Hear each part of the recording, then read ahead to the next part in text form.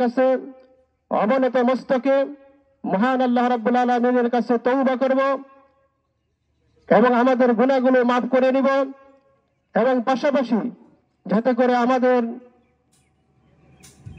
যে সমস্ত দুর্যোগ, যে সমস্ত বালা মুসিবত আমাদেরকে আল্লাহ তাআলা দেন, সেই বালা মুসিবতগুলো আমরা নামাজের মাধ্যমে, দোয়ার মাধ্যমে আল্লাহর কাছ থেকে দূর করার জন্য চেষ্টা করব।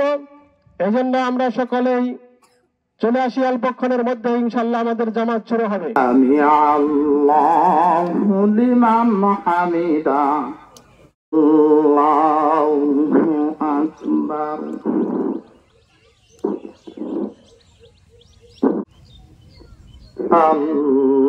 আল্লাহু আকবার।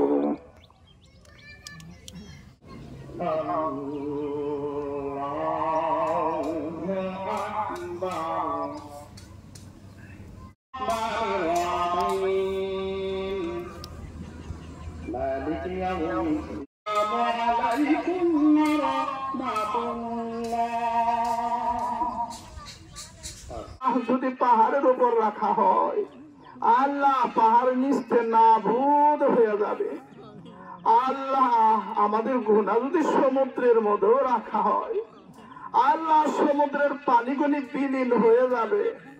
তুমি যদি আমাদেরকে ক্ষমা না করো, আল্লাহ তুমি যদি আমাদেরকে মাফ না করো, আল্লাহ মাফ করনেওয়ালা নাই। আল্লাহ আপনার দরবার ছাড়া মাফের কোন দরবারও নাই।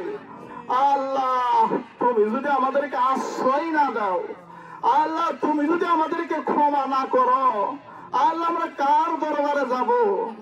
রহমাতিল্লাহ ইন্নাল্লাহা ইয়াগফিরুয যুনুব। আল্লাহ আমাদেরকে আল্লাহ আপনি দৃষ্টি দিয়াই দেন, আল্লাহ আমাদেরকে আপনি দৃষ্টি দিয়াই দেন। আল্লাহ আমাদের দিকে তো তাকান, আল্লাহ আপনি আমাদের দিকে রহমতের দিকে দৃষ্টিতে তাকান। দরবারে দোয়া করে বলেছি, আল্লাহ মেহেরবানি করে দয়া করে আল্লাহ আমাদের দোয়াকে তুমি কবুল।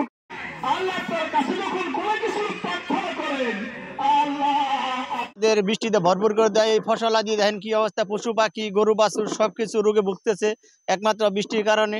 বৃষ্টি নাই, এই কারণে আমাদের দেখেন না মরুভূমিতে পড়তে হচ্ছে।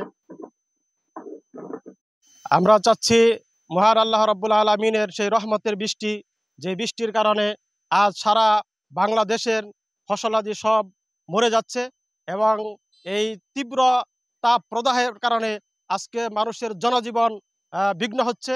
এবং সর্বোপরি আমরা চাচ্ছি আল্লাহ রাব্বুল আলামিনের কাছে আল্লাহ যেন বৃষ্টির মাধ্যমে এই জমিনের মধ্যে ফসল উৎপন্ন করে দেয় এবং আমাদেরকে এই তাপদাহ থেকে আল্লাহ যেন মুক্তি করে, আল্লাহর গজব থেকে আসলে মূলত আমরা রক্ষা করার জন্য আমরা এলাকাবাসী এবং উলামা ইকরামের মাধ্যমে আমরা এই বৃষ্টির প্রার্থনা করছি। এবং আল্লাহ রাব্বুল আলামিনের দয়া এবং মাগফিরাত, আল্লাহর দয়ার মাধ্যমে ইস্তেসকার নামাজের মাধ্যমে আমরা আল্লাহর কাছে রহমতের বৃষ্টি চাচ্ছি। আল্লাহ রাব্বুল আলামিন যেন রহমতের বৃষ্টি দিয়া এই জমিনকে ঠান্ডা করে দেয়, শীতল করে দেয়, গাছ গাছরা পশু পাখি ইত্যাদি সবার মন যেন ঠান্ডা করে দেয়, এই প্রত্যাশা রেখে আজকে আমরা এই ইস্তেসকার নামাজের আদায় করেছি। আলহামদুলিল্লাহ, আমরা যে আজকে এই ইস্তেসকার নামাজ পড়লাম আল্লাহ রাব্বুল আলামিনের রহমতের বৃষ্টির জন্য। আল্লাহ রাব্বুল আলামিন যেন ওই রহমতের বৃষ্টির দ্বারাই আমাদেরকে সাইরাপ করে দেয়।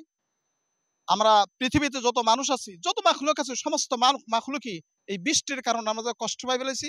আর হাদিসের মধ্যেও আছে আল্লাহ রাব্বুল আলামিনের কাছে কি এরকম ভাবে ইস্তেসকার জন্য নামাজ পড়লে, আল্লাহ রাব্বুল আলামিনের কাছে দোয়া করলে আল্লাহ রাব্বুল আলামিন কি করবেন, আমাদেরকে বৃষ্টি দেয়া সাইরাপ করে দেবেন। এই আশায় আমরা কি করলাম, ইস্তেসকার নামাজ আদায় করলাম। দুনিয়াব্যাপী একটা সবক দেওয়া চাই যে বিপদ আসলে ঘাবড়ে না যাওয়া, আল্লাহকে স্মরণ করা। যদি আল্লাহ তাআলাকে ওইভাবে আমরা স্মরণ করতে পারি, ইনশাআল্লাহ আমাদের উপর যে বিপদ আসছে সেই বিপদটা দূরীভূত হয়ে যাবে। এটা হাদিস দ্বারা, কোরআন দ্বারা প্রমাণিত। এই জন্য আমরা ইস্তিসকার নামাজ পড়লাম, যাতে করে মানুষ শান্তি পায়, পশু পাখি সকল কিছুই আল্লাহ তাআলার সুশীতল শান্তির ছায়া তলে আসতে পারে। এই জন্য আমরা ইস্তিসকার নামাজটা আদায় করলাম।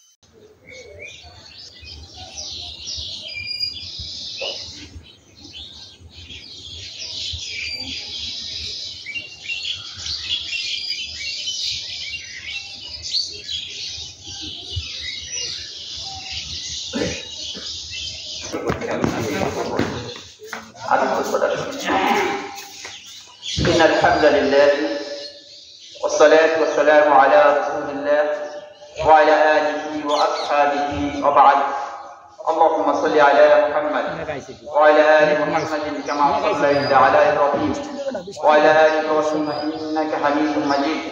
اللهم بارك على محمد وعلى آل محمد كما باركت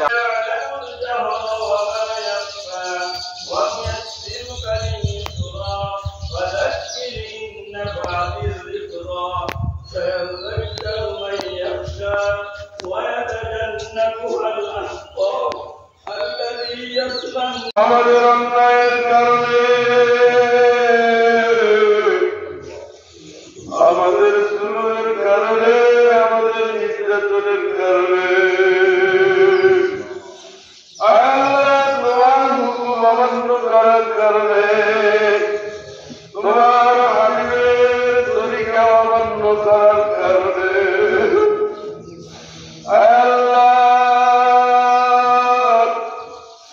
আসমান থেকে যেই বালা মুসিবত তুমি নাযিল করো, এই বালা মুসিবতের কারণে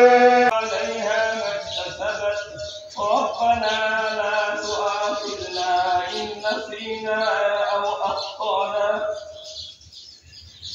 ربنا ولا تحمل علينا إثما كما حملته على الذين من قبلنا ربنا ولا تحملنا ما لا طاقة لنا به واعف عنا واغفر لنا وارحمنا أنت مولانا فانصرنا على القوم الكافرين. الله أكبر.